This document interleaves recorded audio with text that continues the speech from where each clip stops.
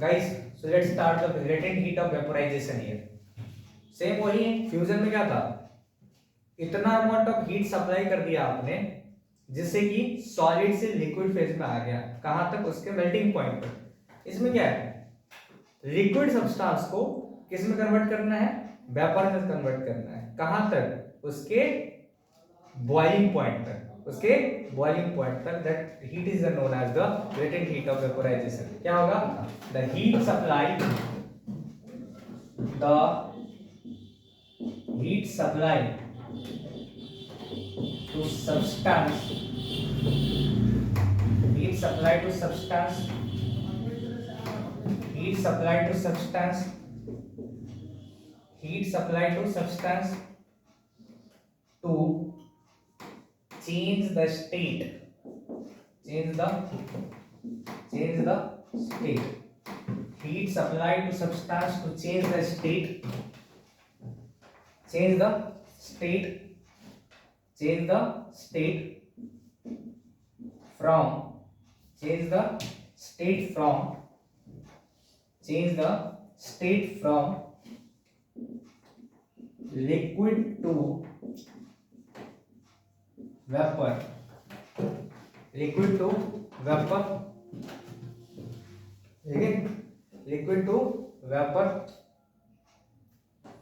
liquid to vapor.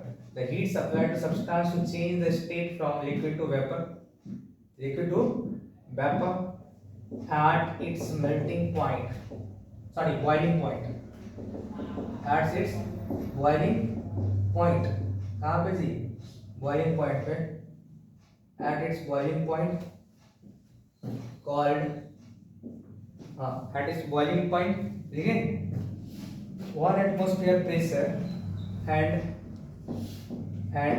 1 atm pressure called latent heat of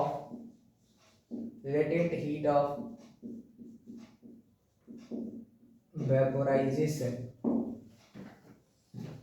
ठीक है, latent heat of vaporization। Any doubt up to ये नहीं होना चाहिए, लिखिए जी latent heat of vaporization, latent heat of vaporization जो होता है latent heat of vaporization of water is 540 kilo calorie पर केजी, कोई डाउट अप टू ये,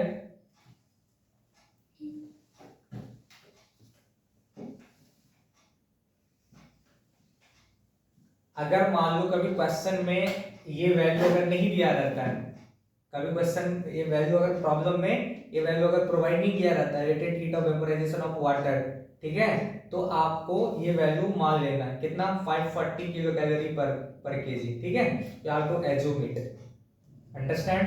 ये आपको क्या करना है, अगर मान लो कभी latent heat of vaporisation question में नहीं दिया हुआ है, देयर इज नॉट मेंशन, तो आपको क्या करना है जी, you have to consider this value, the 540 kilo calorie पर केजी, अगर आपको उसमें क्या करना है, मेंशन कर देना है, अंडरस्टैंड, क्लियर पूरी बात है, ध्यान रखिएगा इसको, ठीक है। तो इस वाले केस में क्या हो जाएगा, अब जो नेक्स्ट टर्म है गाइस हमारा वो है latent heat of sublimation. Latent heat of sublimation क्या होता है, heat of sublimation, the latent heat of sublimation means the amount of heat supplied to the substance is converting the directly from the solid to gas, solid to gas, solid to vapor, solid to vapour, ध्यान रखिएगा। तो solid से vapour बनाने में जितना amount of heat supply करना पड़ेगा उसको क्या कहते हैं हम लोग, लेटेंट हीट ऑफ सब्लिमेशन कहते हैं, ठीक है। तो देखिए जी, the heat supply to the substance to change the state from solid to vapor at its boiling point and 1 atmosphere pressure called latent heat of sublimation, latent heat of sublimation, latent heat of sublimation. Any doubt up to here?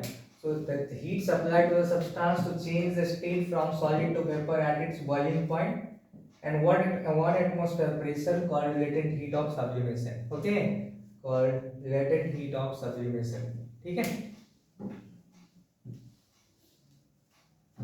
Okay, तो ये आपको mention है, ठीक है? Guys, अब जो हम पढ़ने जा रहे हैं वो है हमारा graphical representation of temperature and heat change. Temperature और हीट चेंज में जो है हम लोग ग्राफिकल रिप्रेजेंटेशन करने जा रहे हैं कि हम स्टेट समझेंगे कि कहां पे क्या हो रहा होगा। ठीक है, सपोज ये है टेम्परेचर, टेम्परेचर क्या ये टेम्परेचर, ओके, और इधर क्या है जी गाइस, इधर है मान लो हीट, टेम्परेचर वर्सेस हीट का ग्राफ। यहाँ पे देखिए जी टेम्परेचर 0 डिग्री सेल्सियस होगा, ओके। ये जो टेम्परेचर है, this temperature is called temperature at melting point. कहां पे जी? Temperature at melting point, temperature at melting point. And what is this?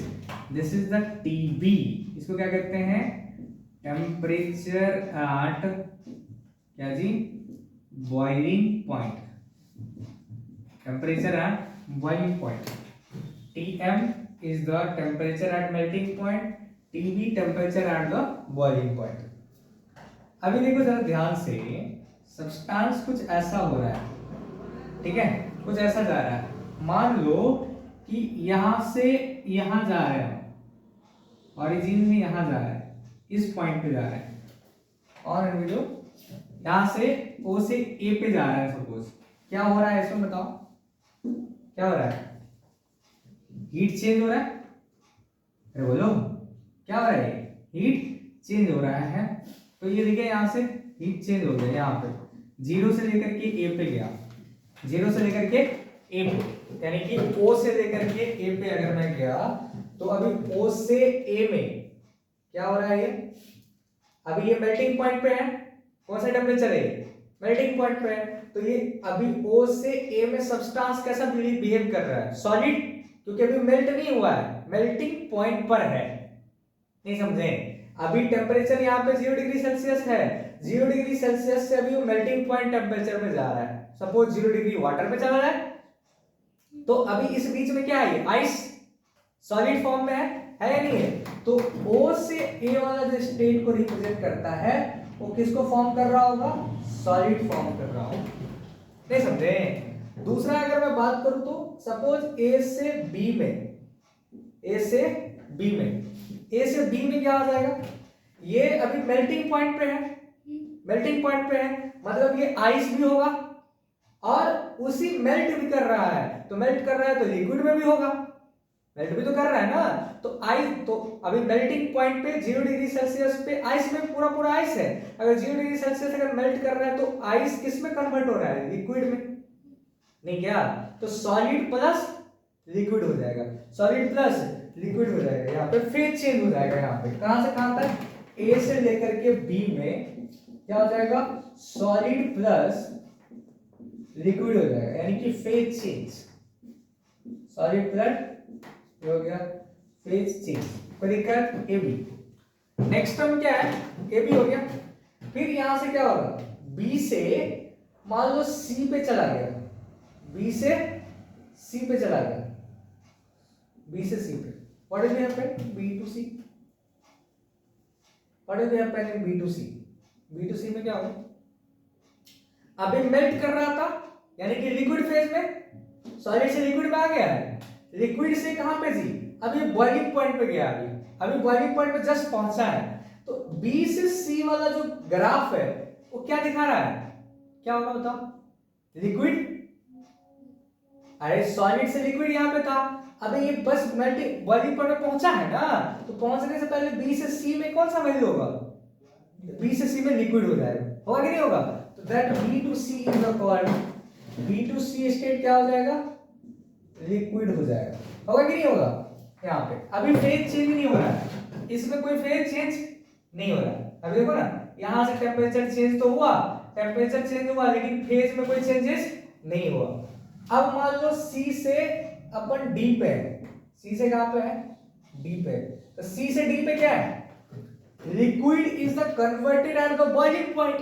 तो बॉइलिंग पॉइंट भी किस में हो रहा होगा, वेपर में, किस में कन्वर्ट हो रहा होगा, यहाँ पे क्या होगा, लिक्विड भी होगा और साथ में वेपर भी होगा। कोई डाउट वाली बात नहीं होना चाहिए। तो सी टू डी में क्या हो जाएगा, सी टू डी में जो हो जाएगा, यहाँ पे हो गया लिक्विड प्लस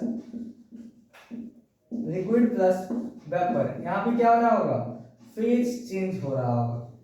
देखो यहाँ पे एक चीज ध्यान रखिएगा, जहां पे फेज चेंज नहीं हो रहा है वहां पे कौन सा हीट सप्लाई किया होगा, स्पेसिफिक हीट। कौन सा हीट, जहां पे फेज चेंज नहीं हो रहा है ओ से ए में कौन सा हीट सप्लाई किया है, यहाँ पे स्पेसिफिक हीट सप्लाई किया है यहाँ पे। देखो ना, फेज चेंज नहीं हुआ है ना, मास टेम्परेचर बदल रहा है यहाँ से यहाँ तक, 0 डिग्री सेल्सियस से कुछ टेम्परेचर चेंज हो गया। अरे बोलो ना, टेम्परेचर चेंज हो गया यहाँ पे, तो कौन सा हीट सप्लाई होगा, स्पेसिफिक हीट। यहाँ पे टेम्परेचर चेंज हो रहा है क्या, नहीं चेंज हो रहा है। देखो ना, टेम्परेचर कांस्टेंट है, that is the melting point. यही तो था latent heat, the amount of heat supply, amount of heat supply to the substance which change its state from the solid to liquid at constant temperature।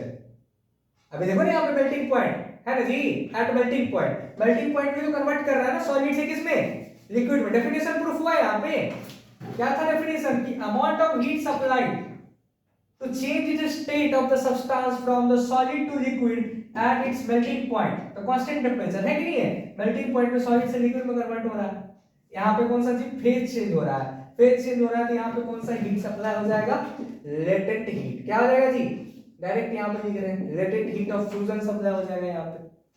अभी इसमें देखो, अभी देखो यहाँ पे ये टेम्परेचर मेल्टिंग पॉइंट से बॉइलिंग पॉइंट तक जा रहा है, टेम्परेचर चेंज हो रहा है यहाँ पे, इसमें कौन सा हीट सप्लाई हो जाएगा, स्पेसिफिक हीट चेंज हो जाएगा। अरे होगा कि नहीं होगा यहाँ पे। फिर सी से डी में देखो, बॉइलिंग पॉइंट टेम्परेचर पे अभी पढ़ा था ना, अभी लेटेंट हीट ऑफ वेपोराइजेशन क्या पढ़ा था, the amount of heat supply to the substance to change its state from the liquid to vapour at boiling point, so this is the latent heat of vaporization। क्या कहते हैं इसको, latent heat of vaporization कहते हैं उसको।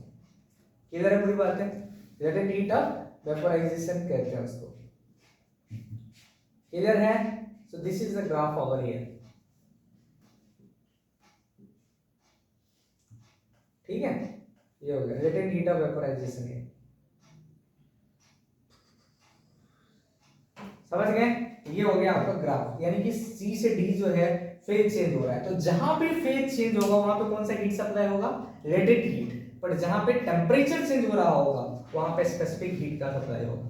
नहीं समझे, पूरा ग्राफ समझ में आ गया, उम्मीद है बच्चा लोग सबको समझ में आ गया होगा ये बात। ठीक है, ओके। तो यहाँ पे देख लीजिए, तो कहने का मतलब जो हो गया, what is this, delta Q equal to क्या होता है, ms इनटू डेल्टा टी होता है, ms इनटू डेल्टा टी। देखो यहाँ पे थोड़ा ध्यान से गाइस, अभी मैं t versus t by q का अगर मैं बात करूं यहाँ पे, तो ये जो हो जाएगा 1 by ms is equals to, but 1 by ms is equals to delta t by delta q, यानी कि ओवरऑल में बहुत बात करूं तो that is t by q होगा ना जी। तो t by q का जो वैल्यू हो जाएगा, ये किसको रिप्रेजेंट करता है, स्लोप को। तो स्लोप इक्वल्स टू क्या आ गया, 1 by ms, 1 by ms हो गया यहाँ पर, 1 by ms। यहाँ पे हमने क्या देखा, तो स्लोप जो होता है यहाँ पे, स्लोप ऑफ क्या जी, यहाँ पे हम लिख सकते हैं, दिख रहा है वीडियो में, slope of temperature versus T versus Q graph, slope of T versus Q graph T versus Q graph gives, slope of T versus Q graph gives क्या देता है अपने को, स्लोप ऑफ गिव्स